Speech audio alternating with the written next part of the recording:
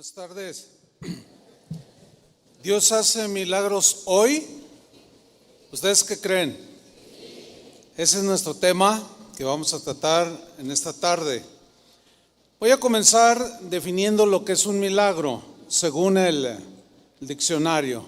Dice que un milagro es un suceso extraordinario y maravilloso que provoca admiración, sorpresa, y que no puede explicarse por las leyes regulares de la naturaleza y que se le atribuye a la intervención de Dios. Eso es un milagro. Vamos a ver unos 3 versículos donde Jesús está orando al Padre, que es Juan capítulo 12, versículo 28. Jesús está orando y dice: Padre, glorifica tu nombre. Entonces sucedió algo milagroso. Vino una voz del cielo. Era Dios hablando audiblemente, que decía: lo he glorificado, o sea, su nombre, y lo glorificaré otra vez. Y la multitud que estaba allí, o sea, seres humanos como tú, como yo, que estaban ahí, y había oído la voz, esa multitud. Fíjese lo que decía esa multitud o parte, decía que había sido un trueno. Otros decían: un ángel le ha hablado. Respondió Jesús y dijo: no ha venido esta voz por causa mía, no, sino por causa de vosotros, porque no creían. Podemos tomar ciertas actitudes ante lo sobrenatural, ante lo milagroso. Por ejemplo, podemos tomar la actitud de dar una explicación natural, científica, comprobable científicamente, de algún suceso que es extraordinario. Si ustedes se fijan en el pasaje que leímos, Dios acababa de hablar desde el cielo de una manera clara, y algunos lo racionalizaron y dijeron: es un trueno. O sea, le dieron una explicación natural. Es un trueno, una explicación científica, dirían otros, queriendo dar esta explicación natural a lo que evidentemente era un suceso milagroso, de que Dios se dejara oír por los oídos humanos. Otros toman la actitud de distorsionar la realidad y la evidencia de un milagro. Algunos otros se confunden ante el hecho milagroso y dicen cualquier cosa. Dice que algunos dijeron: no es un trueno, un ángel le ha hablado. Y nada que ver con ningún ángel ahí, había sido Dios. Entonces, ahí están los que opinan una cosa, los que opinan otra cosa, toman estas actitudes. Otros toman la actitud un poco peligrosa, diría yo, de atribuir los milagros a Satanás. Recordemos que a Jesús lo atacaron diciéndole, al verlo que echaba fuera demonios y sanaba enfermos, le dijeron sus enemigos: tú Jesús, por el dedo de Belcebú echas fuera a los demonios. Estos negadores de milagros suelen decir hoy en la actualidad y desde los tiempos de Jesús, suelen decir: cuidado, tengan mucho cuidado, porque Satanás también hace milagros. ¿Han oído eso? Bueno, los que son negadores de milagros, y me estoy refiriendo a gente que está metida en la iglesia, que niegan los milagros, que se dicen cristianos, los de afuera, los ateos, ¿qué podemos esperar? No, estoy hablando de los que están profesando un cristianismo, pero niegan los milagros. Y ellos citan Apocalipsis 13, versículo 13, diciendo: bueno, mira, ahí está en la Biblia de que Satanás hace milagros. Y citan a la bestia que aparece aquí en 13:13 de Apocalipsis, que dice así: que esta bestia también hace grandes señales, o sea, señales portentosas y milagrosas, de tal manera que aún hace descender fuego del cielo a la tierra delante de los hombres. Eso es algo milagroso. Pero ¿dónde se originó? en la bestia del Apocalipsis, Satanás. Otros también citan a Pablo, que refiriéndose al anticristo en 2 Tesalonicenses 2:9, dijo lo siguiente: el advenimiento de este impío, o del anticristo, del hombre inicuo, que es obra de Satanás, lean con atención, irá acompañado de hechos poderosos, señales y falsos milagros. Yo puse entre comillas falsos milagros, ¿por qué? Porque si hay falsos milagros, implica que hay milagros verdaderos, ¿sí o no? Esa es la dualidad. Hay bueno, hay malo, hay feo, hay hermoso, hay bien, hay mal, etcétera, etcétera. Entonces, si hay milagros falsos, también hay milagros verdaderos.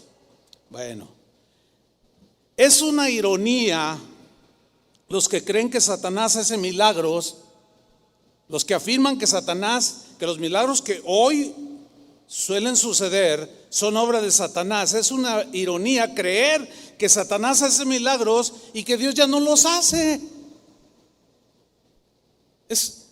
O sea, creen más que el diablo hace milagros a que Dios los haga el día de hoy. Ese es algo irónico para los que creen eso. Otros toman la actitud de afirmar de manera tajante que el tiempo de los milagros ha cesado. Terminaron. Que los milagros terminaron cuando el último de los apóstoles murió. En ese momento terminó Dios de hacer milagros en la tierra. ¿Por qué? Porque solo a los apóstoles les delegó el poder de sanar enfermos, orar por enfermos, sanar, hacer hechos milagrosos, etcétera. Pero los que afirman que todo esto cesó, se apoyan o solo alcanzan a ver los excesos de algunos, que sí los hay, de algunos que abusan de los milagros para estafar a la gente, para sacarles el dinero. Entonces, por temor a caer en ese exceso, llegan a la conclusión de que pues son falsos maestros y que por lo tanto los supuestos milagros son falsos. Entonces ellos llegan a la conclusión de que ya no existen los milagros de Dios, y ellos se han fabricado la idea de que ya terminó el tiempo de los apóstoles y así ya estamos tranquilos, nada que el diablo se nos coló ni nada. Bueno, yo quiero decir algo. Yo respeto lo que cada quien pueda creer, no se puede obligar a nadie a creer. Tampoco a mí nadie me puede obligar a creer lo que no somos personas que tenemos esa libertad dada por Dios para creer lo que nosotros pensemos, discernamos y entendamos que es lo correcto. Bueno, nosotros en Casa de Oración, en todo lo que es el ministerio de Casa de Oración, creemos, no de ahorita, no de hace 10 años, desde que yo me acuerdo. Yo nací en una congregación, yo nací en medio de milagros, viéndolos yo mismo con mis propios ojos. Entonces, el ministerio Casa de Oración, creemos que Dios sigue haciendo milagros el día de hoy. Nosotros sí, nosotros creemos así. Como Dios poderoso y Dios soberano, Él puede hacer milagros cuando quiera, porque Él es soberano. ¿Están de acuerdo conmigo? Él puede hacer milagros como quiera hacerlos y con quien quiera hacerlos y a la hora que Él quiera hacerlos. Él es soberano y nosotros creemos en ese Dios soberano, pero que sigue operando y obrando milagros a favor de los que creen. Por ejemplo, todos los que estamos aquí, al menos la gran mayoría, todos hemos experimentado el milagro de haber nacido de nuevo. Ese es un milagro. Es decir, oíste el evangelio, creíste, te arrepentiste y en ese momento Dios puso la semilla por la palabra y Dios produjo un nuevo nacimiento en ti de tan poderoso ese milagro que te cambió la vida. ¿Saben de lo que estoy hablando, no? Te hizo una nueva criatura. Ahora ya ves las cosas con más claridad, con más entendimiento y sabes que esta vida es pasajera y que ahora vivimos para Dios. O sea, tu vida dio un cambio. Tú eres un milagro andando. Si te encuentras a alguien que dice, ya no hay milagros, yo soy uno, dile. Así de fácil, yo soy uno, porque el Señor me hizo una nueva criatura. No hay ni existe argumento bíblico que asegure que Dios haya dejado de hacer milagros hoy, aunque algunos lo afirmen. Pero bíblicamente no existe argumento bíblico, al contrario, hay múltiples afirmaciones de que Dios continúa obrando de manera milagrosa. Oiga, ¿cómo no va a obrar de manera sobrenatural? Si no es un Dios material, es un Dios sobrenatural. Entonces todo lo que hace pues, es poderoso y sobrenatural. En Hebreos 13, versículo 8, dice lo siguiente: Jesucristo es el mismo. El mismo significa que Él es invariable, es inmutable, es incambiable, no varía su poder, no se le aumenta el fin de semana para darle batería a todos sus hijos que le oran el fin de semana. No, él no varía en sus atributos, pero ni los aumenta. Él es y sigue siendo. Jesucristo es el mismo ayer. Ponle desde el Antiguo Testamento que estaba la sombra ahí en aquella roca que seguía a los israelitas en el desierto. Era Cristo, una figura de Cristo. Ayer hizo milagros, les dio de beber. Eso fue un milagro. Jesucristo es el mismo ayer, hoy. El que escribió la carta a los hebreos lo puso en tiempo presente, dijo hoy, y en el hoy de hace 2000 años que escribió esta carta, era en ese momento. Hoy sigue siendo el mismo. Jesucristo es el mismo ayer, hoy y por los siglos, por toda la eternidad. No cambia Él.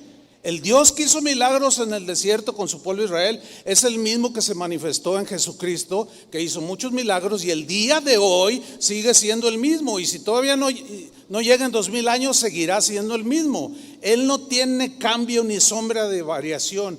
Él es el mismo. En la versión, en lenguaje actual, ese mismo versículo dice: Jesucristo nunca cambia. Me gusta esta, que en el griego significa lo mismo, es un sinónimo de él mismo. Jesucristo nunca cambia. ¿Cuándo cambia Jesús? Nunca.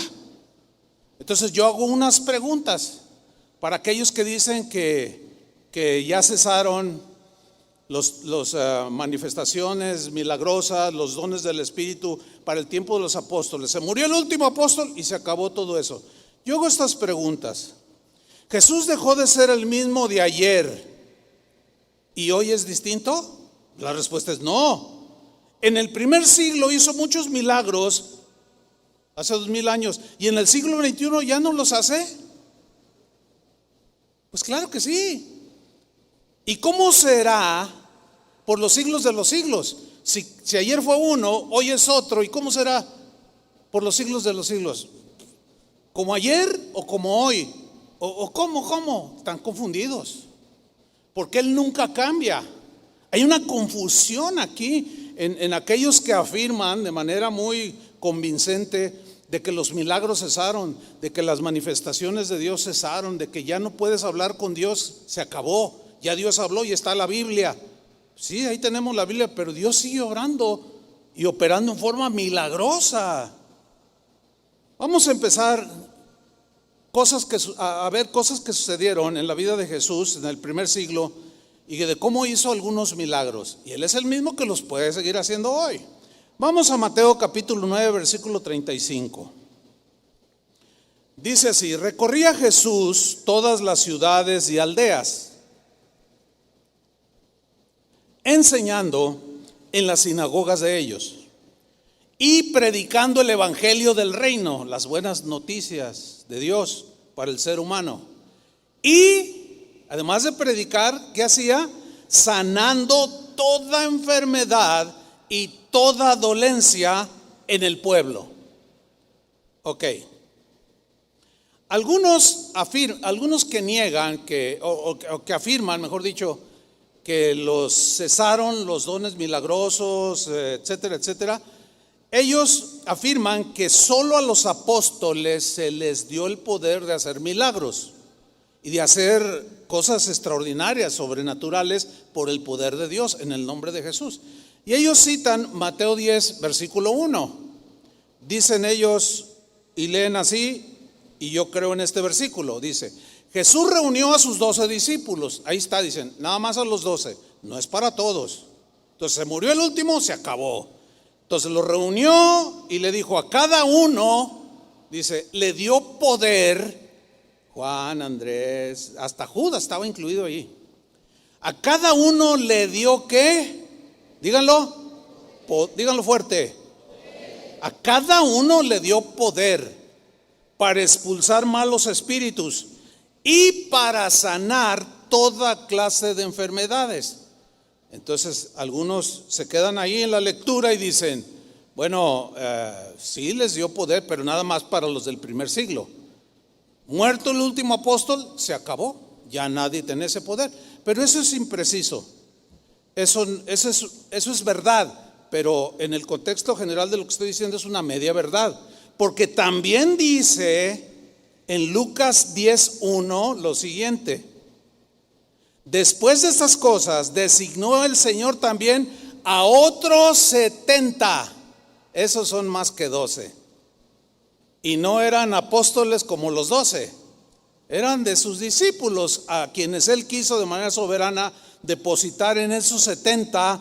Los envió, a quienes envió de 2 en 2 delante de él a toda ciudad y lugar a donde él había de ir. Dice en el versículo 9 que les dijo: id y sanad a los enfermos que en ella haya. O sea, en la casa donde entren, y allí a los enfermos que encuentren, sánenlos, oren y ellos sanarán. Y díganles: se ha acercado a vosotros el reino de Dios. Primero le encomendó a los 12, pero también a 70. Y posteriormente, cuando Jesús resucita, dice: vayan por todo el mundo y prediquen el evangelio. Y estas señales seguirán a los que creen. En mi nombre echarán fuera demonios, hablarán nuevas lenguas, sobre los enfermos pondrán sus manos y sanarán. Eso no fue solamente para el primer siglo. Se murieron los apóstoles, pero después, pero siguieron operando los milagros de Dios. Los cristianos seguían creyendo, imponían sus manos, oraban y Dios seguía haciendo milagros. Los 70 lo hicieron. Después se fue corriendo y al paso de los siglos en la historia hay registros históricos de que los milagros de Dios, las manifestaciones milagrosas de Dios siguieron sucediendo hasta el día de hoy. Ahora, cuando Jesús envía a estos 70, ya no fueron solo los 12, para los que dicen que nada más 12, ¿no? Incluyó otros 70. ¿Qué sucedió? Versículo 17, Lucas 10:17. Volvieron los 70 con gozo. ¿Por qué? Porque algo había sucedido, algo había pasado en esa tarea que Jesús les había encomendado. Llegaron contentos, no sé, cantando, alabando al Señor, comentando entre ellos. Llegaron con gozo, diciendo: Señor, aún los demonios se nos sujetan en tu nombre. O sea, tuvieron los 70 experiencias de ver endemoniados y en el nombre de Jesús y salían expulsados y los demonios se sorprendían. Decían: wow, qué tremendo, Dios me puede usar. Y entonces ellos estaban asombrados. Y aún los demonios se sujetan en tu nombre. Versículo 18: y les dijo Jesús: yo veía a Satanás caer del cielo como un rayo. O sea, la derrota de Satanás. Versículo 19 dice: he aquí, os doy potestad. Está hablando a los 70, no a los 12 solo. Os doy potestad de hollar serpientes y escorpiones, y sobre toda fuerza del enemigo, y nada os dañará. Pregunta: ¿eso nada más fue para los 12, para los 70 o también para nosotros? Claro que también para nosotros el día de hoy. Miren, el año pasado andábamos en la tierra de Adrián, acá por Atotonilco, rumbo a Villa Corona. Y fuimos al cerro. Nos gusta ir de cuando en cuando al cerro, a la serranía. Y por cierto, el viernes fuimos y trajimos como 30 kilos de aguacates, unos aguacates de este tamaño. ¿Quieren uno? Pues no me alcanza para todos, así es que Y estábamos en plena serranía, hermanos, donde no había nada. Estábamos acampando y comiéndonos unos tacos arrieros, así de esos cocinados en leña y más bien calentados, ¿no? Y estábamos ahí y no había nadie alrededor, porque está muy pedregoso y nos metimos en una 4x4 y bueno, ahí acampamos. De pronto, a lo lejos así, en el fondo de un costado, vimos que venía como una nube de polvo que se iba levantando. Dijimos, pues es un vehículo. Es más, no dijimos nada hasta que se acercó. Y justo estábamos nosotros acampando donde estaba la puerta de palos y de alambre. Y se para enfrente. Entonces nos acomedimos a abrirles la puerta. No se bajen, nosotros les abrimos para que pasara la camioneta. Venían 3 hombres.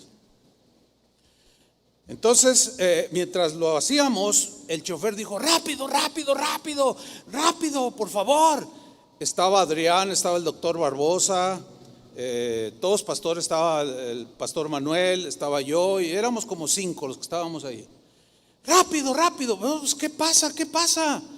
Y dice, es que traemos aquí a uno que le picó un alacrán. Dice, y pues ya viene mal.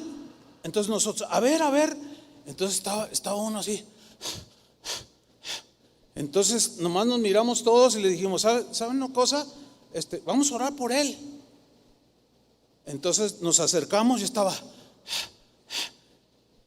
vamos a orar por ti. Mira, el Señor, ¿tú crees que Jesús te pueda sanar? Y dice, amén, hermanos. Así dijo. Y nosotros oramos. Y en el nombre de Jesús, porque todavía mucho que recorrer, ya iba mal del piquete de alacrán. Eran unos agricultores. Entonces, a los 5 minutos que oramos, él empezó a reponerse. Se levantó. Y le dijo a los otros 2 que venían, ya ven, Dios existe. ¿Cuántas veces les he predicado, les he compartido y ustedes no creen? ¿A poco creen que esto no es un milagro? Me pica a mí un alacrán en plena serranía y me encuentro a estos cristianos. ¿Quiénes son ustedes? No, pues todos somos pastores. Fíjate, y todavía me manda pastores, dice. Si no es un milagro, si Dios no cuida de mí. Y nosotros asombrados. Oye, ¿y dónde te reúnes? No, pues con el pastor Rigo. ¿Cómo? Rigo, el de aquí de Santa Catarina. Él es mi pastor. Pues es amigo de nosotros. Por cierto, aquí está una familiar de él. Y luego los otros estaban así. Dice, ya ven, crean en Jesús. Hermanos, nadie nos cuenta. El mismo que les dijo a los 70, nos los dijo a nosotros. Dios sigue obrando milagros a través de sus hijos, de los que creen. Denle un aplauso al Señor.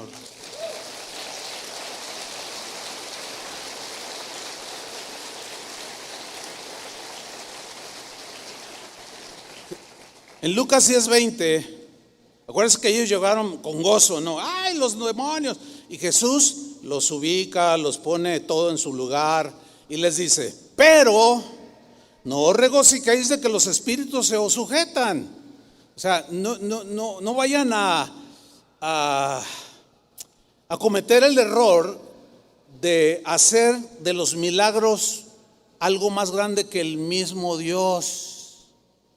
Los milagros tienen un propósito, tienen una razón del por qué el Señor los hace y por qué nos usa, ¿sí? Entonces les dice, miren, no se regocijen de que los espíritus se os sujetan, sino regocijaos de que vuestros nombres están escritos en los cielos. Hace unos 10 años más o menos, yo estuve predicando, yo creo que fácilmente unos 2 años, muy fuerte, acerca de la primacía y de la importancia de predicar la palabra de Dios. De que la palabra de Dios es nuestra regla de fe, de conducta, y que no debemos desviarnos ni a derecha ni a izquierda, sino mantenernos lo más posible en la doctrina cristiana. la doctrina de Cristo, o sana doctrina, como Pablo mismo dijo del Evangelio. Yo estuve enfatizando y yo dije cosas como los milagros tienen su propósito, pero algunos lo interpretaron como que yo los estaba minimizando. Nada que ver. Yo estaba haciendo exactamente lo que Jesús hizo. Bueno, sí, echan fuera demonios, sanaron enfermos, pero no se regocijen tanto de eso, sino que sus nombres están inscritos en el libro de la vida, en los cielos. Entonces, el propósito de ese énfasis que yo di en esos años fue que por la palabra ustedes nacieran del Espíritu de Dios, que fuera la palabra la que nos rigiera de aquí hasta que Cristo viniera. Entonces, en ninguna manera, ahora, con este mensaje no estoy resaltando los milagros más arriba que la misma palabra de Dios. No, estoy usando la palabra de Dios para demostrarles a ustedes que Dios sigue haciendo milagros. El problema es que algunos, al ver los excesos, pues se tienden a lo que ya mencioné hace un rato, a negarlos. Es mejor negarlos a meternos en eso, que mejor nos quedamos tranquilitos, ¿verdad? Y que el diablo haga de las suyas. No, tampoco. Nosotros podemos obrar, como ya les he testificado, que a nosotros mismos nos tocó hacerlo. Bueno, ¿qué sucedió después en el versículo 21? En aquella misma hora que sucedió todo esto, que Jesús está hablando con ellos, Jesús se regocijó en el Espíritu.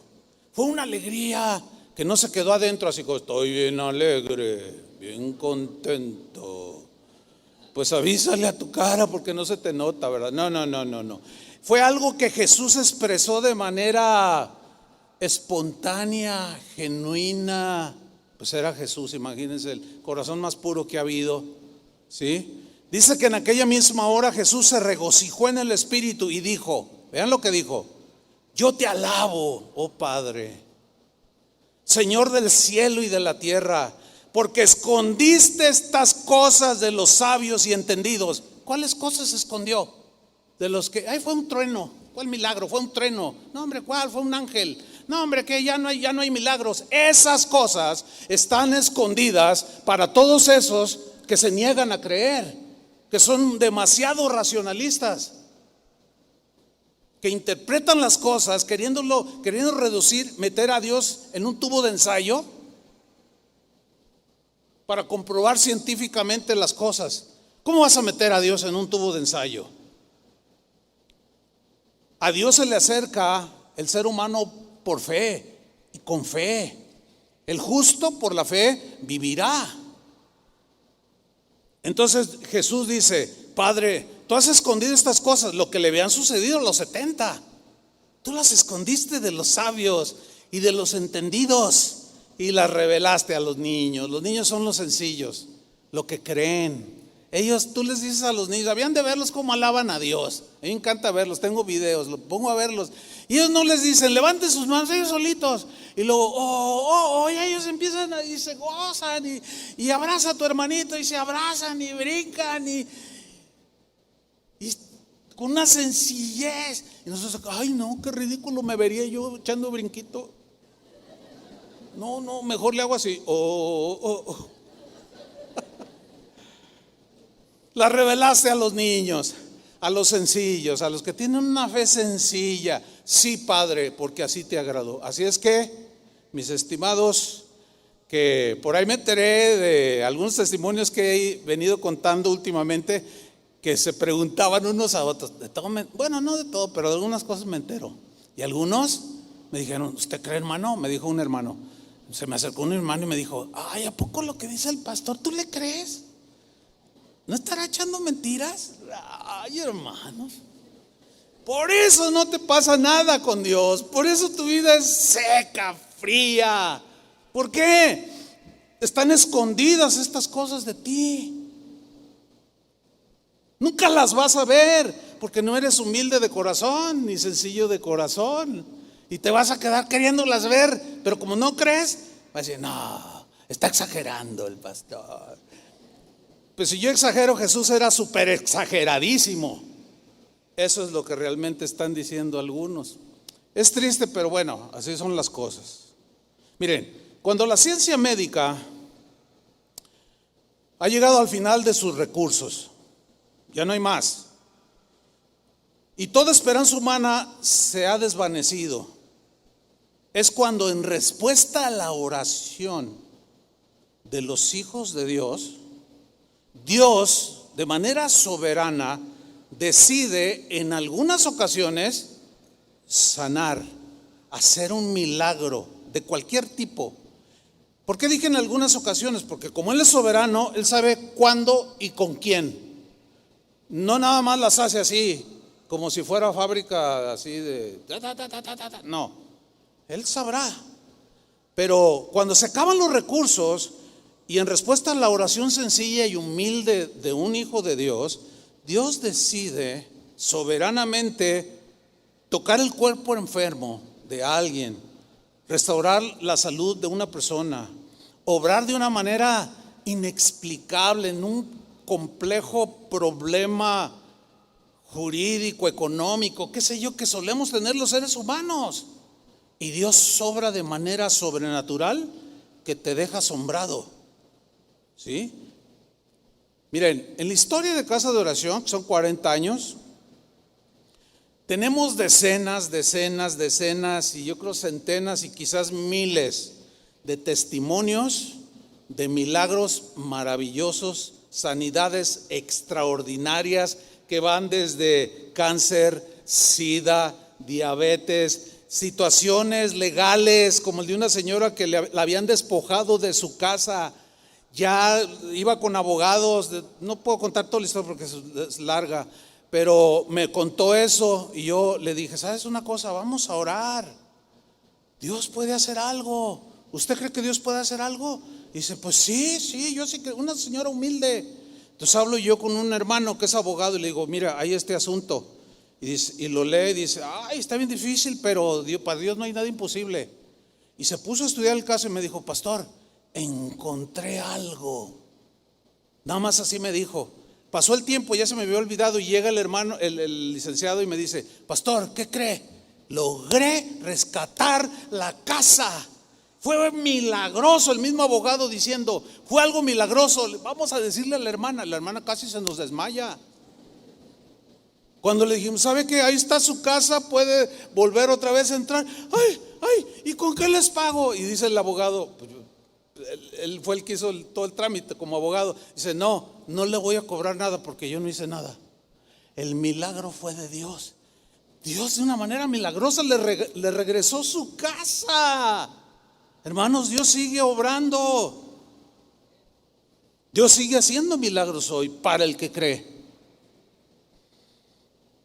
Hace 45 años mi abuelo vivía, el papá de mi papá, un viejito bien lindo. ¿Cómo lo extrañé cuando murió? Yo le compartí, tuve ese privilegio de compartirle y se convirtió a Cristo. Él era un ebrio, era un ya de muchos años, alcohólico. Y cuando yo le compartí, mira, fue un milagro. Ese fue el primer milagro que él experimentó. El Señor le quitó el alcoholismo así como de tajo, así. Él mismo estaba sorprendido que decía, ay, ahora abuelo, ay, hijo, me decía, apesta re feo, y pensar que se apestaba yo, decía.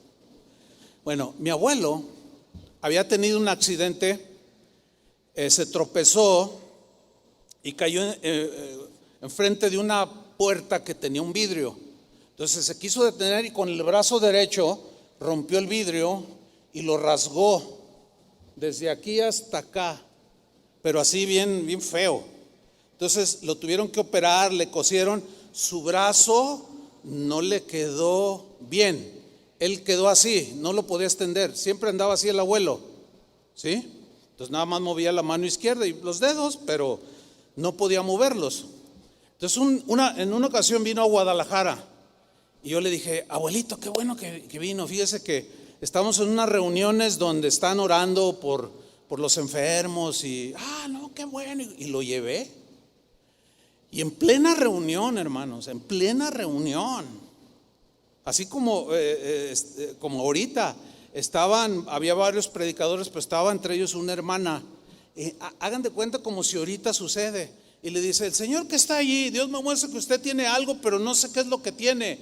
Entonces dice el abuelo: es que no puedo mover el brazo. Y le hace así el abuelo, ¿no? Ya lo conocían algunos de los hermanos allí en la iglesia donde íbamos. Entonces le dice: ¿tú crees que el Señor te puede sanar y enderezar tu brazo? Y mi abuelo responde, dice: sí, sí creo, claro que Él puede, le dice el abuelito, ¿no? Y le dice esta hermana: en el nombre de Jesús, y extendió su mano derecha y dijo: en el nombre de Jesús, estira tu brazo. Y mi abuelo era un hombre bien sencillo, dice: pues es que no puedo, ¿cómo lo voy a estirar? Dice: que lo estires en el nombre de Jesús, delante de todos, hermanos. Delante de todos, no, porque no había cámaras en ese tiempo, pero delante de todos el abuelo empezó a hacer: ¡ay, ay, ay! ¡Ay! Así literal como yo estoy haciendo. Y abre su mano y extiende las dos manos. Y ya está el abuelo brincando y llorando y todos delante de nuestros ojos.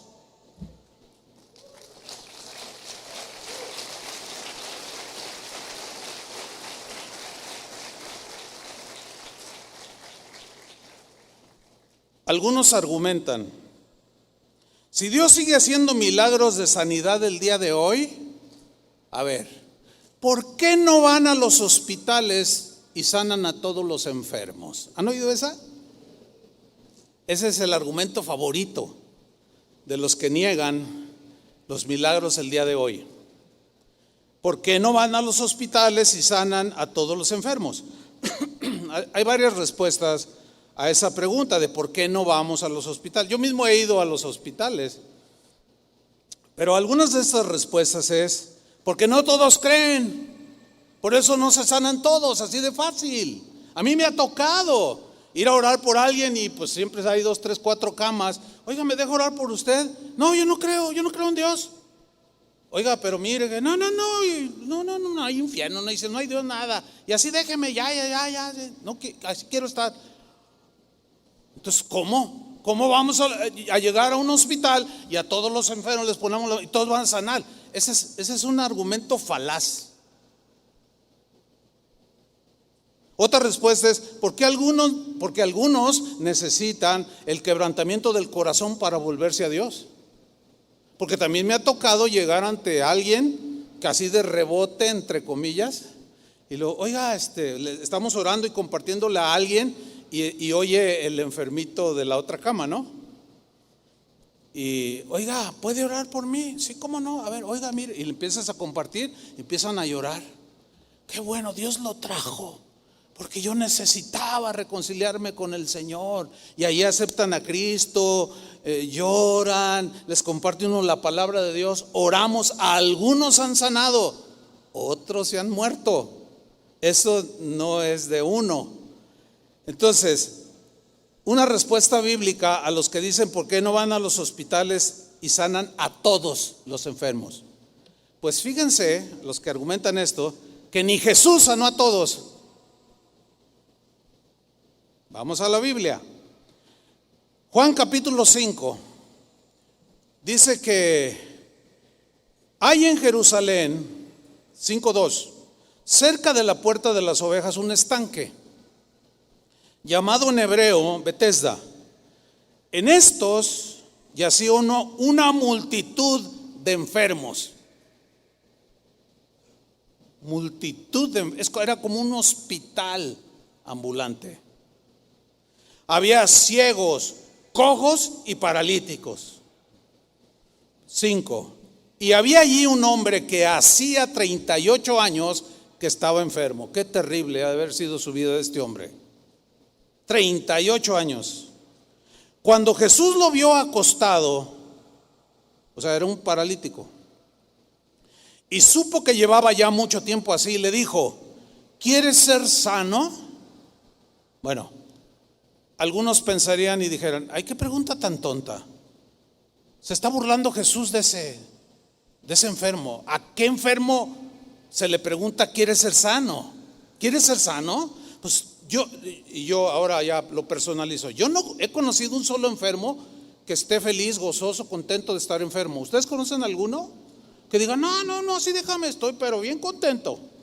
Tengo un cáncer acá y luego tengo diabetes y luego esto y no me funcionan las neuronas del cerebro y el páncreas ya estoy invadido de cáncer y el corazón tengo un soplo y estoy bien feliz. ¿Conocen a alguien así?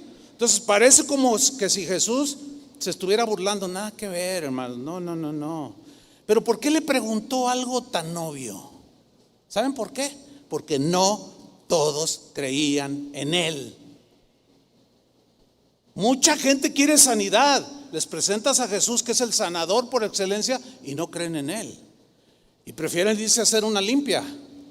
Y prefieren hacerse otras cosas que creer en Jesús. Por eso es que Jesús le preguntó a uno. La pregunta es, ¿por qué no le preguntó a todos?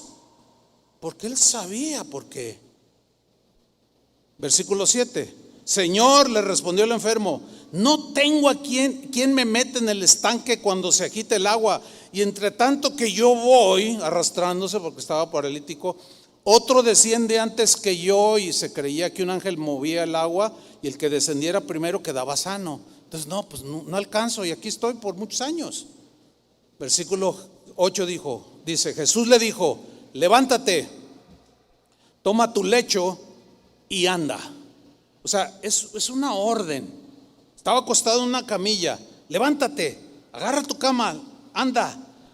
Dice el versículo 9, y al instante, ese es un milagro instantáneo, al instante aquel hombre fue sanado y tomó su cama, su lecho y anduvo y se fue. Pregunta, ¿por qué Jesús no sanó a todos? Solo uno. Bueno, si ni Jesús sanó a todos los que estaban en el hospital, Jesús mismo, ¿tú crees que cualquiera de nosotros puede ir a un hospital y sanar a todos los que están ahí? No, hermano, no. Esa es una pregunta muy tendenciosa, porque ni Jesús lo hizo. Otro ejemplo, Marcos capítulo 6, versículo 4. Mas Jesús les decía, no hay profeta sin honra, sino en su propia tierra. O sea, significa que aún los que lo conocían ahí en Nazaret, donde él se crió, no creían en él.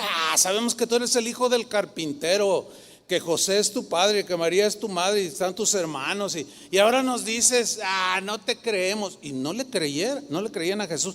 Entonces Jesús dice, no hay profeta sin honra, sino en su propia tierra. Y ese se ha hecho un refrán, pero su origen no es ni siquiera en Jesús.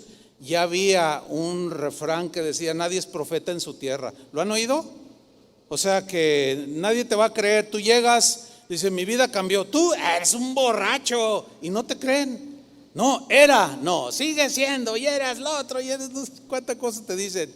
Y no te creen. Y se burlan de ti. Y te dicen el monje loco, y te dicen cuánta cosa, y la Madre Teresa de Calcuta, y no sé cuál, y se burlan de ti, y te dicen, no, sí, miren, el Señor me transformó, y no te creen y te desprecian. Nadie es profeta en su tierra. Pues los mismos cercanos a Jesús no le creían. Sigamos leyendo. No hay profeta sin honra, sino en su propia tierra y entre sus parientes y en su casa.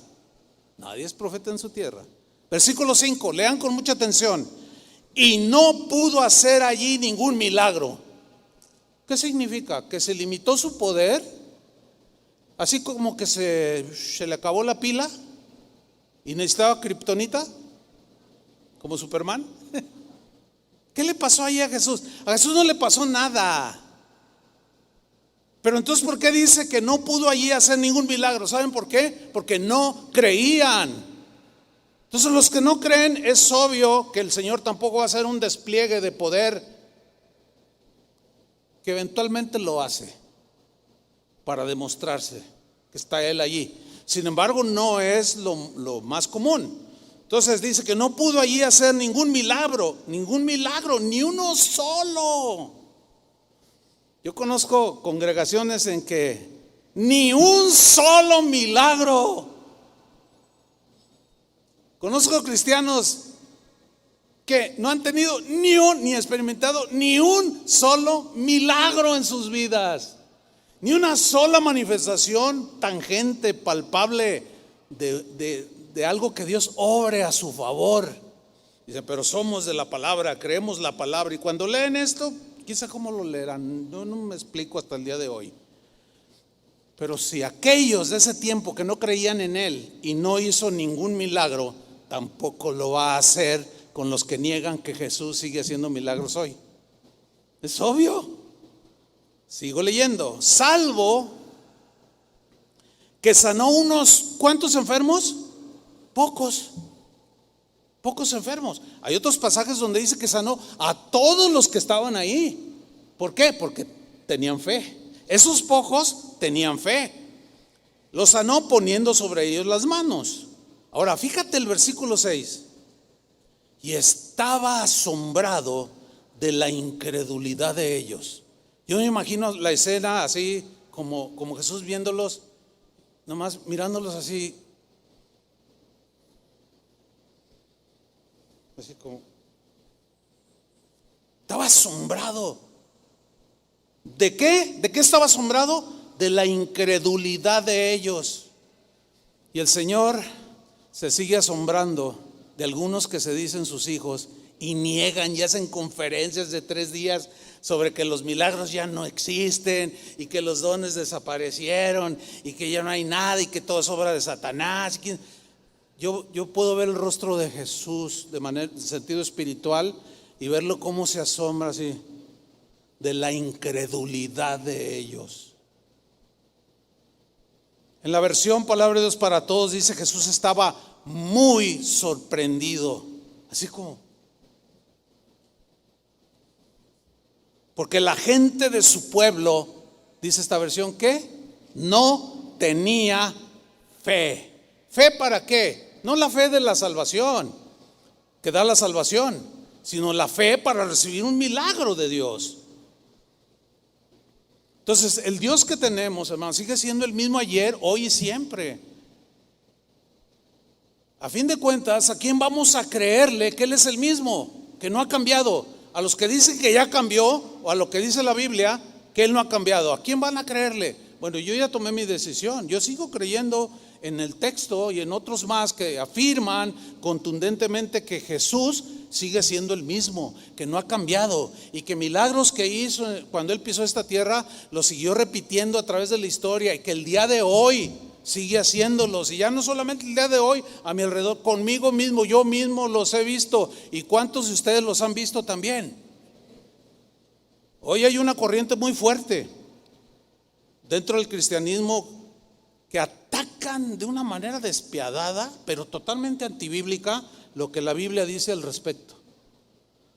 Pero Dios sigue haciendo milagros de todo tipo. Vamos a un ejemplo aquí en la Biblia.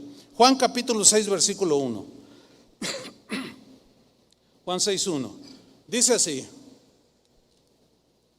después de esto, Jesús fue al otro lado del mar de Galilea, el de Tiberias, y le seguía gran multitud, porque veían las señales que hacía en los enfermos. Entonces subió Jesús a un monte y se sentó allí con sus discípulos. Y estaba cerca la Pascua, la fiesta de los judíos. Cuando alzó Jesús los ojos y vio que había venido a él gran multitud, lean con atención, le dijo a Felipe: ¿de dónde compraremos pan para que coman estos? Fíjense lo que dice el versículo 6. Pero esto decía a Felipe para probarle, a ver qué le iba a contestar. Felipe ya había visto muchos milagros que Jesús había hecho. Dijo esto para probarle porque él sabía lo que había de hacer. Él ya sabía lo que iba a hacer con esa multitud que estaba ahí, que lo seguían, y que de pronto el tiempo pasó y empezó a darles hambre. Dice: ¿Qué podemos comprar con esta cantidad? Felipe le respondió en el versículo 7: 200 denarios de pan, que era una buena cantidad de dinero. 200 denarios de pan no bastarían, Señor, para dar a cada uno de ellos que tomase un poco de pan, un pedacito. No nos alcanza. ¿Cuántas veces estamos en una situación así? Cuando las finanzas están bajas o no hay trabajo o hay una situación que te desgastó tus finanzas y te quedaste sin recursos y ves a tus 15 hijos que tienes ahí en la mesa, bueno, parodiando un poco ahí la multitud, ¿no? Algunos sí tienen una multitud. Y de pronto tu esposa te ve y te dice, ¿qué les vamos a dar si nomás hay un pan? Y son 5 los chiquillos y todos están llorando que tienen hambre. No nos alcanza. Versículo 8, uno de sus discípulos, Andrés, hermano de Simón Pedro, le dijo a Jesús, aquí está un muchacho. Ya ven que los niños siempre se vienen hacia adelante. Siempre. Cuando hay algo, siempre están adelante, se cuelan y están hacia adelante. Entonces, se entiende que ese niño estaba oyendo el diálogo de Jesús con Felipe. Darles de comer, no, pero no nos alcanza el dinero para comprar un poco de pan. Y Andrés se acerca y dice, aquí hay un muchacho que tiene 5 panes de cebada y 2 pececillos. O sea, él sí llevaba su lonche, ¿verdad?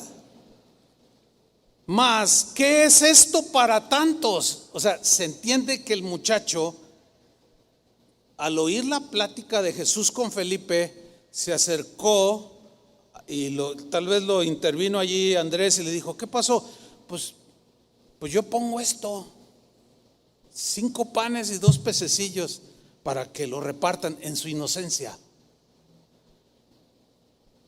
Pero Andrés dice, ¿más qué es esto para tantos? ¿Cómo les vamos a dar de comer? Entonces Jesús dijo, hagan recostar a la gente. Puso orden, todos sentados, y había mucha hierba en aquel lugar, hasta en un lugar medio comodito por allí, y se recostaron como en número de, ¿cuántos eran? 5,000 varones. Mateo dice que eran 5,000 varones sin contar las mujeres y los niños. Dicen los entendidos que eso equivale aproximadamente entre 10,000 a 15,000 personas en ese evento. Que eran 5 panecillos y 2 pececillos. No eran nada. Que eran 200 denarios para comprar pan. No eran nada. Recuéstalos, dice. Versículo 11. Y tomó Jesús aquellos panes. Se entiende que los tomó en sus manos. Y habiendo dado gracias, los repartió entre los discípulos, y los discípulos entre los que estaban recostados, asimismo de los peces, cuanto querían.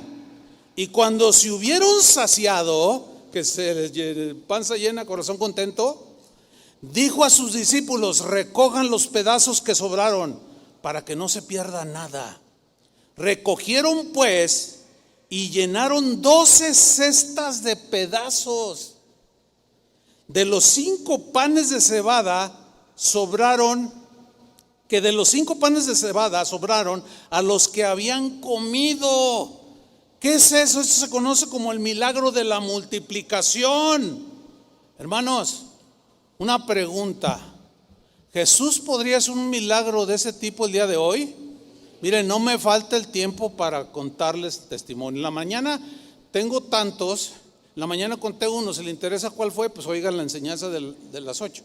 Pero hoy les voy a contar otro de multiplicación. Bueno, 2. Una, Carlos, mi hermano, de recién casa de oración. Lo mandamos. Casa de oración ha sido una iglesia misionera desde el principio. Y lo mandamos a Zapotlanejo, donde hay una casa de oración ahorita. Pero en aquel tiempo lo enviamos a él para que abriera una casa de oración. Y bueno, lo enviamos a Carlos y a Berta, y ellos son gente de fe. Y en una ocasión, pues no había comida. Y dice Carlos que oró al Señor, le dijo, Señor, yo sé que tú puedes suplir. Y Dios le dijo, mete tu mano en la alacena y saca comida. Y dice mi hermano que él entraba a la cocina, o Berta, metían la mano y sacaba latas de comida.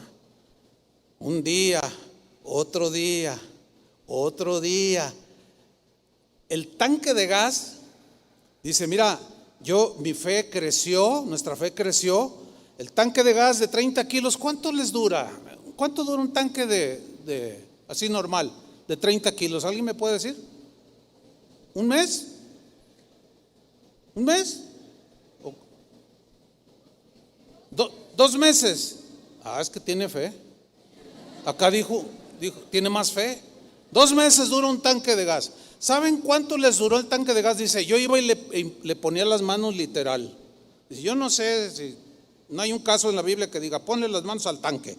Pero yo fui, dice, y oraba, y por más de 6 meses el gas seguía saliendo del tanque. No me venga con que eso, es que a lo mejor era de 500 litros. Es que a lo mejor lo viste chiquito, que era un tanque. No me venga con esas racionalidades, por favor. Que hay muchos que afirman esas cosas. Bueno, pero esto que voy a contar sucedió en la congregación donde yo estaba. Por eso yo les dije, yo nací en una congregación en medio de milagros. Que a veces cuando estamos platicando con pastores me acuerdo de cosas que se me habían olvidado, pero es así, mire. Entonces, para mí la vida cristiana ha sido desde un inicio milagro tras milagro tras milagro. Para mí es natural ver milagros cotidianamente. Una señora, una familia, 4 hijas. El esposo no se quería convertir, rechazaba el evangelio. El hombre era un jugador profesional de naipes, era un taur. Ganaba mucho dinero, pero así como ganaba, perdía mucho dinero. Le compraba una casota y luego salte porque ya la perdí. Vivía una vida bien difícil esa familia. Nunca se me olvida cuando ella testificó, hermanos, he perdido todo, que estamos en un departamentito, bueno, una casa de una sola planta, oren por nosotros, estamos en una necesidad, etcétera. Y pasaron los meses. Y un día le dijo al pastor, pastor, ¿me deja testificar de algo que estoy viviendo? Sí, ¿cómo no? Y la hermana pasó al frente y dijo, hermanos, yo tengo 6 meses comiendo junto con mis hijas, mi esposo ni sus luces, no sé ni dónde anda, de una manera sobrenatural y milagrosa. Nos sentamos, dice, recuerdo hace como 6 meses, nos sentamos en la mesa, mamá, tenemos hambre. Dice, yo cerré mis ojos y le dije, Señor, ¿qué?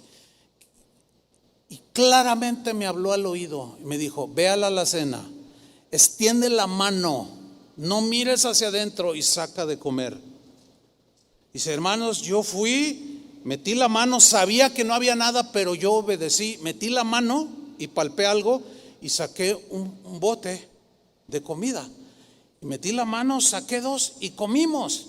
Al otro día en la mañana otra vez, y al otro día a mediodía otra vez, y otra vez, y otra vez durante 6 meses. Y yo estaba allí creciendo en la fe. Y yo dije,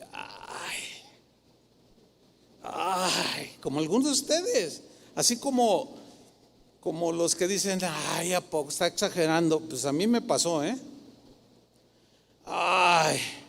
y tenemos 6 meses comiendo de la nada. Y todos, gloria a Dios. Y yo, no, pues voy con la hermana. Le digo, oye, hermana, a ver, cuénteme más. Dice, mira, me acuerdo que le hizo así, veo como que no crees, ¿verdad? Ven a mi casa, ven para que veas. Fui. Me dice, mira, quiero que entres al patio de atrás. Me asomo al patio de atrás, abre un laterío que había ahí en el rincón del patio. Yo lo vi con mis propios ojos. Dice, todo eso es sacado de la alacena como prueba. Y yo, miren, allí, ni modo que me estuviera mintiendo. Y las niñas, hemos comido, Joy, hemos comido. Jamás cabrían ese montón de latas de comida en una alacena pequeña como la que ella tenía. Ese es el Dios que tenemos, hermano, pero es para los que creen. Y al que cree todo le es posible. Hace 2 semanas estuve en casa de oración Houston y sucedió algo tremendo. Bueno, el evento era unas conferencias sobre la iglesia y el pastor David Guevara, que estuvo con nosotros hace 2 semanas en el Congreso de Alabanza, él me contaba al final de la última reunión que habían sentido en su corazón durante la conferencia que se abrió a todo el público, regalar un refrigerio del día de la conferencia, porque era el sábado. Entonces ellos compraron ración para 200 personas. El asunto es que cuando llegó la gente, llegaron más de 600 personas. Porque los encargados de repartir el refrigerio dijeron, se empezaron a poner nerviosos y empezaron a contar. Dijeron, no, rebasa por 3. ¿Qué vamos a hacer? Pero David no sabía nada. Llegó la hora del refrigerio y yo me acuerdo claramente cuando él les dijo, hermanos, les vamos a regalar el refrigerio. Pero todos en orden se forman y van a tomar una parte, ya les dio las instrucciones y ya pasó. Yo estuve en un lugar descansando un rato y comiendo con él y otros hermanos. Cuando ya termina el evento, yo me quedé allí descansando. Y al rato llega el pastor David, me dice, pastor, ¿qué crees? Los hermanos algunos están bien impactados de lo que sucedió. Pues, ¿qué pasó? Están allá en el estacionamiento comentando. Y ya me comenta esto que yo le estoy comentando. Dice que cuando vieron 600 y la ración era para 200, y yo les digo, fórmense, empezaron a agarrar 100, 200, 300, 400, 500, 600 y luego otros regresaban y volvían a servirse. Hubo gente que se sirvió 2 o 3 veces del refrigerio. Dice, pastor, un milagro acaba de suceder en Casa de Oración Houston. Le dije, por supuesto, y agárrate, le dijo, porque de aquí en adelante, porque él está predicando sobre los dones del Espíritu Santo ahorita, en el presente. Le dije, y agárrate, le dije, porque van a experimentar lo que no se imaginan. Así es que, hermanos, tenemos un Dios poderoso, pero algunos dirán los que niegan que Dios sigue haciendo milagros, dirán cosas como, es que no contaron bien a la gente, o alguien llevó más comida y no se dieron cuenta, por eso alcanzó, o están exagerando, o el diablo también hace milagros. Dios sigue haciendo milagros, sí, Dios sigue haciendo milagros que escapan al entendimiento humano. ¿Se acuerdan de aquel pasaje cuando Jesús caminó sobre las aguas? Que los discípulos se asustaron y dijeron, ¡un fantasma! Y Jesús dijo, no, soy yo soy, ¿verdad? Entonces Pedro dice, si tú eres, a ver, manda que yo camine también sobre el agua. Ven, le dice, y Pedro se baja de la barca y comienza a caminar sobre las aguas. Bueno, la ley natural dice que la gravedad pues te hunde, ¿no? Pues la Biblia dice que Pedro caminó sobre las aguas, pero la historia también bíblica dice que él de pronto vio las olas y entró temor y comenzó a hundirse y le dijo, Señor, sálvame que me ahogo. Y Jesús le extendió la mano y lo tomó y le dice, ¿por qué dudaste? Y dice que juntos volvieron a la barca, o sea que volvió a caminar sobre las aguas. Caminar sobre las aguas, eso es algo no cotidiano, ¿verdad que no? Eso es algo totalmente natural. Hay ilusionistas que hacen ese tipo de trucos, porque está comprobado que son trucos, pero no son milagros muy comunes. Pues sí, eso fue en el tiempo de Jesús allá, pero en este tiempo, pues ¿quién va? Hermanos, déjenme contarles una historia. Ustedes han oído del hermano Pablo Hunter, ¿no? Que ha sido nuestro pastor. Algunos me han preguntado, pero yo quiero conocerlo. No, pues él ya murió, hermano, pero en YouTube puedes poner Pablo Hunter, Hunten, Hunter, R al final, Pablo Hunter. Y hay un solo video, y ahí van a ver un viejito en ese tiempo de casi 90 años predicando un mensaje bien tremendo sobre la sabiduría de Dios. Bueno, él fue un misionero. Él tenía 60 años de misionero y yo todavía no, 50 años de misionero y yo todavía ni convertido era. Bueno, para empezar, él fue nuestro pastor de toda la vida. Él fue el que nos inculcó el corazón misionero, de levantar iglesias y de enviar misioneros. Una vez fueron a un viaje. En este viaje, el hermano Pablo tenía una camioneta, de esas que les llaman Benz o Vans, de esas grandotas, de esas Ford así, Econoline grandotas, de 8 cilindros, donde cabían entre 7 a 9 personas. Le decían la misionera, porque era donde viajaban. En ese viaje no me tocó ir, no fui yo, pero iba el pastor Toño Lázaro, que su hijo aquí está. A ver, Eliud, levanta la mano. ¿Sí saben que Eliud, el que toca el bajo, es hijo de Toño Lázaro? Bueno, ese Toño Lázaro yo lo conocí cuando era soltero, hace más de 45 años. Un hombre de fe, un hombre sencillo. Él es doctor, es científico, pero es un hombre sencillo y con un corazón para las misiones. Y lo conocí y siempre congeniamos. Pasó el tiempo y él llegó a ser parte del ministerio de Casa de Oración. Ahora sigue siéndolo. Es pastor de Casa de Oración en Manzanillo, Colima. Bueno, se van de viaje. Regresando, se me acerca el pastor Toño y me dice: oye, pastor, te voy a contar algo que vivimos bien tremendo. ¿Qué pasó, Toño? Cuando me dijo eso, dije: ¿qué pasó? Porque yo viví muchas cosas milagrosas. Bueno, dice: ¿qué crees? Bueno, ya ves que la zona de Michoacán es bien peligrosa. Se nos hizo de noche para el regreso de la conferencia. Y nos dijeron los hermanos: no viajen de noche porque hay asaltantes y es muy peligroso, les quitan todo y aparte los pueden matar. Y el hermano Pablo dijo: no, yo tengo que estar en Guadalajara, tengo que llegar porque mañana en la mañana tengo un compromiso y tenemos que viajar de noche. Pues nos venimos. Venía el hermano Pedrito, que ya murió, también misionero de Casa de Oración, un hombre que vivió unas experiencias, hermanos, que para qué les cuento. Hace rato me estaba acordando de él, después de la primera enseñanza, y dije: el hermano Pedrito, qué tremendo hombre. Miren, él no sabía leer, a él le leían la Biblia, lo oías hablar y hablaba los versículos, pero era un hombre tan sencillo, Dios lo usaba bien tremendo. Bueno, dice Toño Lázaro: fíjate que veníamos ya en la carretera y de repente, dice, cuando vamos nosotros así entrando en una curva, que sé, 70, 80 metros, vemos un tronco atravesado en la carretera. Dijimos: ya nos agarraron los malandrines. Entonces el hermano Pablo frenó y se paró. ¿Qué vamos a hacer, hermano? Toño iba del lado de la ventanilla, de copiloto. Y dice Toño que le dijo: hermano Pablo, ¿qué vamos a hacer? Y que el hermano Pablo: ay, gloria a Dios, hermanos. Oh, aleluya, porque así era él. Y con las manos en el volante. Y le dice: agárrense, agárrense.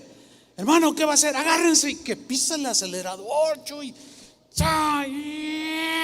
se va derechito al tronco. Yo nada más cerré los ojos, pastor, me dice Toño Lázaro. Cerré los ojos y tuve una sensación como de que me levantaron.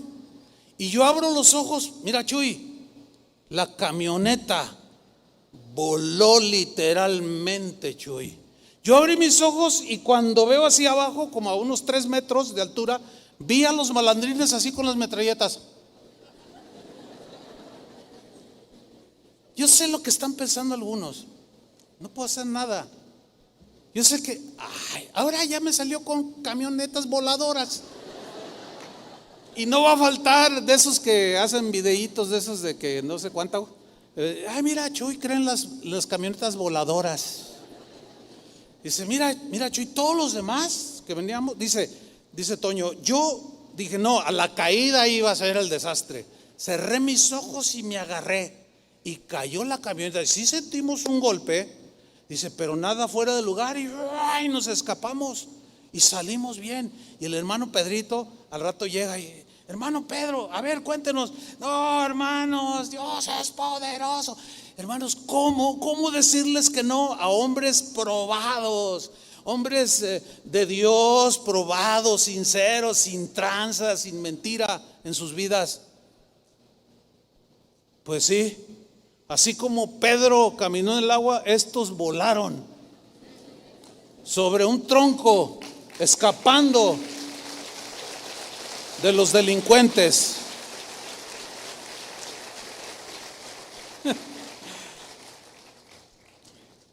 Ese es el Jesucristo de hoy, no el de ayer, sino es el de hoy y va a ser el de mañana. Miren, el hecho de que Jesús resucitó a Lázaro de entre los muertos no significa que él ande resucitando a diestra y a siniestra. Los discípulos, hay un par de casos ahí que Pablo, Pedro, no sé, hicieron allí, resucitaron gente. Sin embargo, otra vez Toño Lázaro vuelve a la escena. Yo no me acordaba de ese episodio, pero Sergio Dueñas, el pastor Sergio, cuando estábamos ahí comiendo un lonche, mientras venía a la segunda reunión, me dijo: oye, ¿te acuerdas de aquello que le pasó a Toño Lázaro? De la muchacha que resucitó. Y me acordé, le dije, ya me acordé, le digo. ¿Se los cuento? No, mejor vámonos a la Biblia, porque la Biblia, nosotros amamos la Biblia. Se los voy a contar. Está bien. ¿Qué sucedió? Se fue de misiones porque era un misionero nato. Llegaron a una población, cierta población. En cuanto llegaron, los hermanos se abalanzan sobre Toño Lázaro. Hermano, se murió el hermano fulano. Y estaban muy tristes. ¿Cómo? Pues vamos a ver, vamos. Y llegamos, dice, llegamos y estaba ahí, lo tenía entendido. Y bueno, pues estaban llorando los hermanos porque pues nos sigue doliendo, ¿no? Y seguimos llorando, pues es algo natural. Dice, entonces estaba yo allí y abrazaba a los hermanos, ay hermano, y allí, y recordando al hermano que había sido un cristiano ejemplar.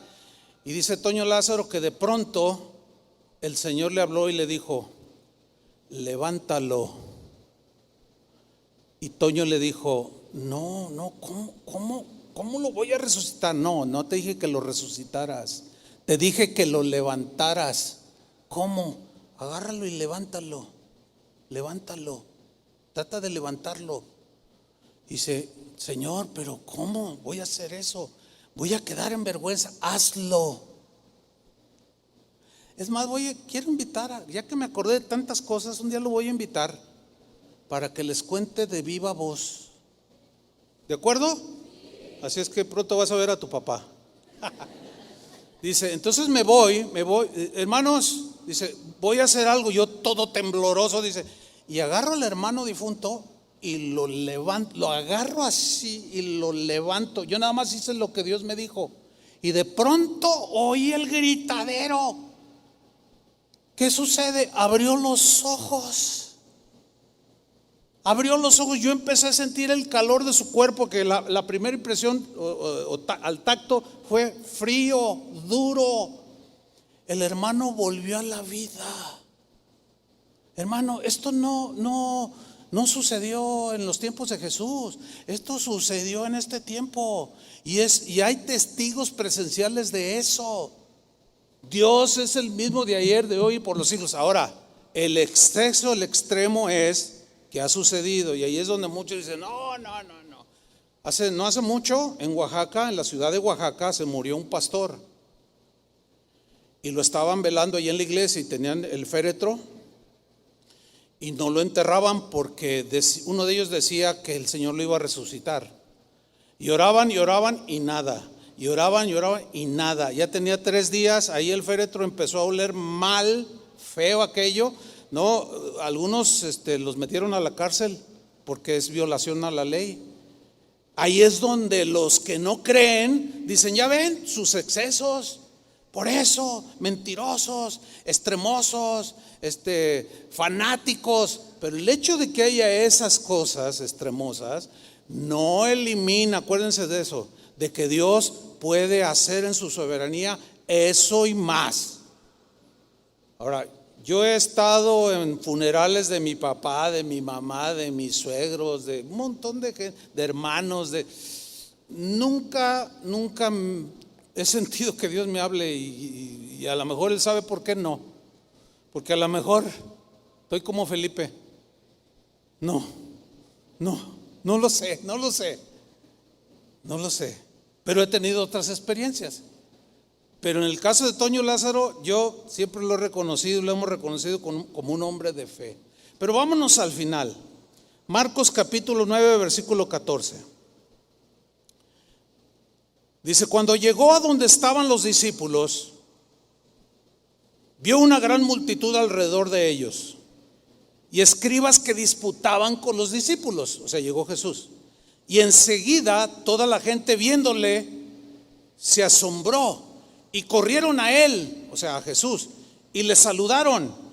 Y Jesús les preguntó: ¿qué disputáis con ellos? Con los escribas, que no creían, por cierto. Y respondiendo uno a la multitud dijo: Maestro, traje a mi hijo que tiene un espíritu mudo, el cual donde quiera que le toma lo sacude y echa espumarajos y cruje los dientes y se va secando. Y dije a tus discípulos que lo echasen fuera y no pudieron. Ahora, ellos habían ya experimentado entre los 12 y los 70 muchas expulsiones de demonios, ¿sí o no? Ya lo leímos. Pero aquí algo había sucedido. Quizás vieron la posesión muy extrema, no lo sé. Pero este hombre le dice a Jesús: yo le dije a tus discípulos, porque a ellos los había encomendado y no pudieron echar el demonio. Fíjense la respuesta de Jesús, síganme con mucha atención. Respondiendo él les dijo: oh generación incrédula. Así respondió Jesús. ¿A quién le estaba diciendo generación incrédula? A su gente, a los discípulos que habían presenciado, que habían experimentado en carne propia el poder de Dios y los milagros de Dios. Y les dijo: oh generación incrédula, ¿hasta cuándo he de estar con vosotros? Como diciendo: ¿qué van a hacer cuando me vaya y ya no esté con ustedes? Ya les di la autoridad. Yo soy el mismo, no estaré en cuerpo, tengo que irme con el Padre, pero les envío el Espíritu Santo y les doy poder y autoridad para que ustedes oren por los enfermos, hagan milagros. Yo estoy con vosotros todos los días hasta el fin del mundo. ¿Hasta cuándo he de estar con vosotros? Y luego les hace otra pregunta bien fuerte, muy fuerte. Y les dice: ¿hasta cuándo los he de soportar? ¿Hasta cuándo el Señor seguirá soportando a los que dudan? Lo enfadaron. ¿Saben una cosa, hermanos? No enfaden al Señor. Si tú eres de los escépticos, si tú eres de los que ay, sí, ay, mira, ok, está bien, quédate así. Pero te voy a pedir una cosa: no hartes al Señor, quédate callado. Si no crees, está bien, quédate callado, no digas nada, no le digas al de al lado, porque puede ser un recién convertido el que está a tu lado, que tiene una fe sencilla, y puede ser piedra de tropiezo por tu incredulidad, porque la incredulidad también se contagia. ¿Hasta cuándo los he de soportar? Si hay algo que ofende a Dios, hermanos, es la falta de fe, créanmelo. Es dudar de su poder, la incredulidad, el intelectualismo que niega su poder milagroso para obrar como ayer, hacerlo hoy. Mira, mejor no digas nada, decir: no creo, está bien, pero ya no digas nada, y menos escribas nada en Facebook, y menos en YouTube, porque hay mucha gente que necesita y te oye decir: no, mira, piénsale bien, o sea, di que fue un trueno, no, o un ángel, para que no digas que un ángel, y trastornan la fe y son piedras de tropiezo. Mejor ya dejen de hartar al Señor los que no creen. Está bien, se respeta. ¿Y qué dijo Jesús? A ver, tráigame al muchacho endemoniado. Se lo trajeron, versículo 20. Y se lo trajeron, y cuando el espíritu vio a Jesús, sacudió con violencia al muchacho, quien cayendo en tierra se revolcaba, echando espumarajos. Jesús le preguntó al padre: ¿cuánto tiempo hace que le sucede esto a tu hijo? Y él dijo: desde niño. Y muchas veces le echan el fuego y en el agua para matarle. Pero si puedes hacer algo, ten misericordia de nosotros y ayúdanos, Jesús. Jesús le dijo, fíjense lo que Jesús le dijo: si puedes creer. ¿Qué le dijo? Si puedes creer. Porque no todos pueden creer porque no quieren. Pero si puedes creer, al que cree, todo le es posible. Al que cree. ¿Cuántos creen? ¿En qué situación estás? Al que cree.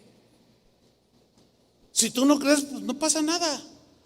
Pero si tú crees, espérate a recibir la manifestación de Dios como prueba de que Él es el mismo de ayer, de hoy y por los siglos de los siglos.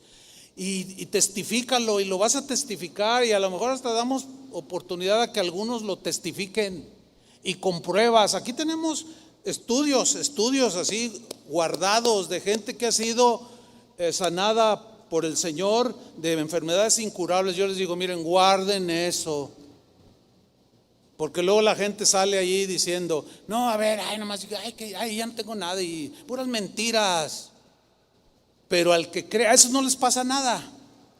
Pero al que cree, todo le es posible. E inmediatamente el padre del muchacho clamó y dijo: creo. Pero él añadió algo más, que los que son dubitativos, así que están un poco, como a mí me pasó en un tiempo: creo, ayuda mi incredulidad. O sea, quiero creer más, pero ayúdame. Yo creo, pero quiero creer más en que tú eres poderoso para hacer cualquier cosa. ¿Cuántos creen que Dios puede obrar a tu favor? No mañana, hoy. Y mañana será hoy. Y pasado mañana será el hoy de ese día. Y tú puedes llegar a tener una vida en relación con Dios, experimentándolo cada día de manera sobrenatural. Y se me acabó el tiempo. Tengo que terminar. Solamente diciéndoles: ¿qué situación estás pasando? No todos, yo entiendo, no todos necesitan un milagro, porque un milagro es algo que escapa a las leyes naturales. Pero ¿cuántos necesitan algo urgente de parte del Señor? Levanten su mano. Ok, ¿ustedes creen? Al que cree, todo le es posible. Pónganse de pie. Levanten sus manos al cielo y díganle estas palabras: Señor, aquí estoy, creyendo que tú eres el mismo que fuiste ayer, eres el mismo de hoy y serás el de siempre. Señor, yo estoy en esta situación, así como este padre de este muchacho tenía una necesidad familiar. Su hijo tenía problemas espirituales fuertes, o como aquella multitud que te seguía, Señor, y no tenían comida, y tú de una manera espectacular multiplicaste la provisión y les diste. Señor, el que tenga una necesidad, multiplícale de una manera sobrenatural, milagrosa. Si alguien viene enfermo, Señor, de una manera milagrosa toca su cuerpo, o en alguna situación legal o de cualquier tipo, Padre, en el nombre de Jesucristo recibimos porque creemos. Porque al que cree, todo le es posible. Adoremos al Señor.